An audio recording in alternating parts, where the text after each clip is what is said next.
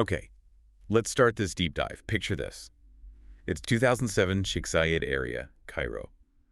We're dropping you right into one of the biggest, most chaotic commercial centers you can imagine. Think about the noise. Hundreds of shoppers, carts rattling, music, chatter everywhere. Just this wall of sound. But then, there's this one sound cutting through it all.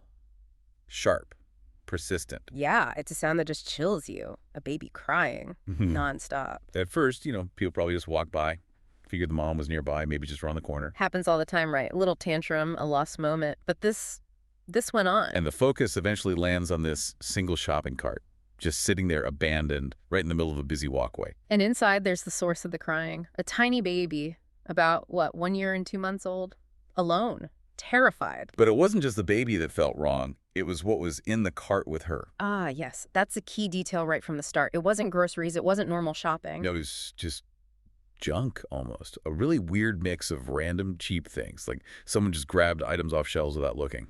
Exactly. And that tells you something immediately, psychologically. The person pushing that cart, their mind wasn't on shopping. It suggests panic, disorientation. Definitely. Like they were trying to look normal, go through the motions, but really their focus was somewhere else entirely, probably on escaping whatever they'd just done. So eventually, mall security steps in, does the usual thing, right? Loudspeaker announcements. Yep. Lost child found, description follows. Over and over again throughout the entire mall. Yet nothing. An hour goes by, still just the baby crying, no parent comes forward. That's when the unease really sets in for security. An hour is a long time. So 3 hours pass. It's 8 p.m. now. They realize this isn't just a lost parent situation. They call the police. And file a formal report. Now it's a potential crime scene. Detectives show up. They see the distraught baby. First step, CCTV footage. Standard procedure. They find the cart first appeared around 5 p.m., but there's a huge problem. The crowds. Just overwhelming. Trying to pinpoint who actually left the cart in that sea of people, virtually impossible from the initial footage. And didn't they run into some confusing stuff on the tapes? Like other people handling the cart? Oh, yeah. That threw them for a bit. They saw several different people approach the cart, interact with the baby, even push the cart around. So they thought maybe accomplices? Handoffs? For a moment, maybe. Yeah. But then they figured it out. These were just people trying to help. Good Samaritans. Ah, so they'd find the baby, try to locate the parents. Right. Walk around for a bit, asking people, looking. And when they couldn't find anyone... You just put the baby back where they found her, in the cart. Exactly. Hoping the parent would return to that spot. It's kind of heartbreaking, actually. Multiple people tried to help, but ultimately had to leave her there again. Wow. So you have this act of abandonment, but then these little acts of kindness from strangers? It's quite a contrast. It really is. And the detectives noticed one more thing before they widened the search. The baby's clothes. What about them? They were brand new, clean, looked like they'd just been put on her. Yeah. Okay, what does that suggest? It's significant. It implies the person who left her didn't intend for her to be neglected or come to harm from, exposure or filth. It wasn't just dumping her. More like a deliberate placement. Precisely. Leaving her somewhere public, busy, where she'd definitely be found quickly. With a small measure of care, the clean clothes. They wanted her safe, just away. Away from them, and likely away from a crime scene. Okay, so the mall's internal cameras are a dead end for finding the original person. What's the police's next move? They have to think bigger, expand the search grid, look outside the mall. Parking lots? Entrance gates? Yeah. Roads leading in and out? All of it. Which means sifting through hours and hours of footage from multiple angles, dealing with heavy traffic flow. It's a massive task, incredibly meticulous work. They're deep in this painstaking review, looking for that one car, that one person entering. And then the case just cracks wide open. Out of nowhere, it's 3 a.m., emergency services gets a call. An anonymous call. Yes. A woman calling from a landline in Shobra. She sounds terrified, won't give her name, won't say where she is exactly. But she gives him something crucial. She gives him everything. She says her brother, Moataz, murdered his wife, Safiya. And then he abandoned their baby in a big mall in Sheikh Zayed. Wow. Just lays it all out. The whole core of the crime. And because it was a landline? They could trace it quickly to a specific address in Shobra. So detectives head straight there. Immediately. They arrive, find the woman who made the call. It is indeed Moataz's sister. She's obviously beside herself. Okay, wait. She knew her brother confessed the murder, but she waited hours until 3 a.m. and called anonymously. Why? It sounds like a terrible conflict, doesn't it? Fear for her brother versus fear for the baby. She told the police Moataz showed up at her house around 9 p.m. Just an hour after the police were officially called to the mall. Right. He was apparently in a state of complete collapse, confessed everything killing Safiya, leaving the child, and then he just fled. Vanished before she could even process it. So why'd the anonymous call then, if she was talking to police now? Her primary motive, she said, was absolute terror for the baby. She didn't know where Moataz and Safiya lived in Sheikh Zayed. That was part of his secret life. She couldn't tell the police where the murder happened. Ah, I see. So she couldn't lead them to the crime scene or her brother, but she could confirm the baby was abandoned and hopefully trigger a faster search or identification. Exactly. She felt she had to do something for the child, even if it meant implicating her brother indirectly and anonymously at first. So now the police have names. Moataz, the killer. Safiya, the victim. But why? What led to this? We need to go back, right? Absolutely. To understand the rage, the motive, you have to rewind. Go back 3 years to 2004, back to Shobra, Al-Kafawi district.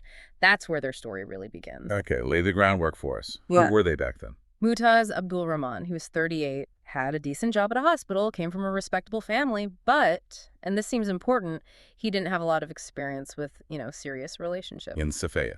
Safiya Asif. She was younger, 29, but she'd lived more life, it seems. Already divorced once from her cousin. They had a child together, but the cousin got custody after the split. When Moataz met her, he just fell hard. Completely captivated. So he wants to marry her. How does his family react? Badly.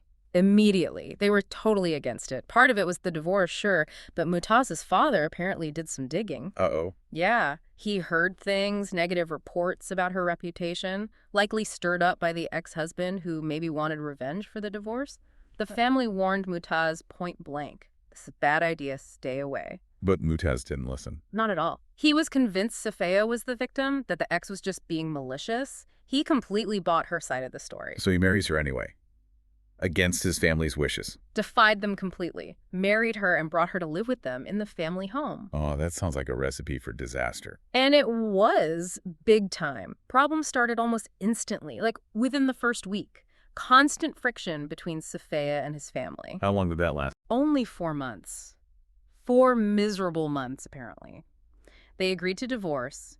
Moataz's family must have been hugely relieved, thought the whole ordeal was finally over. But it wasn't the end of Safiya's story. Far from it.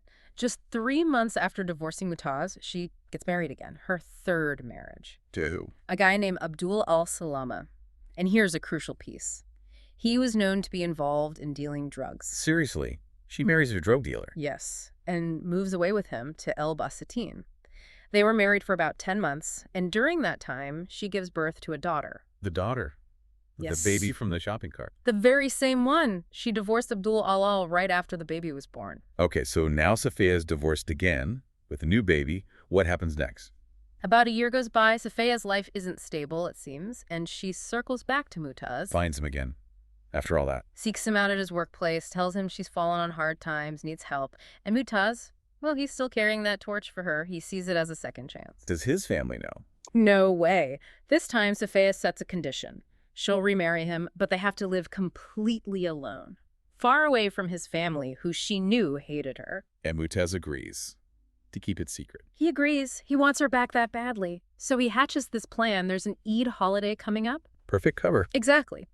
He tells his family he's going on a trip down to Luxor, but instead... You rents an apartment secretly. Yeah. In Sheikh Zayed. Yep. Sets up a secret life. And he remarries Safiya.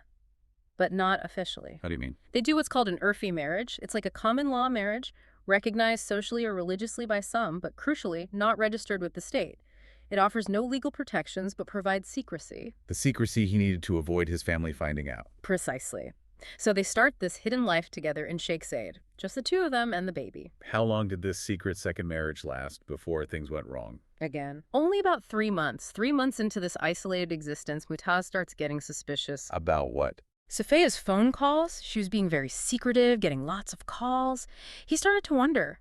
Maybe he even started following her. And what did he find out? The worst possible thing from his perspective. He confirmed she was still seeing husband number 3, Abdul al.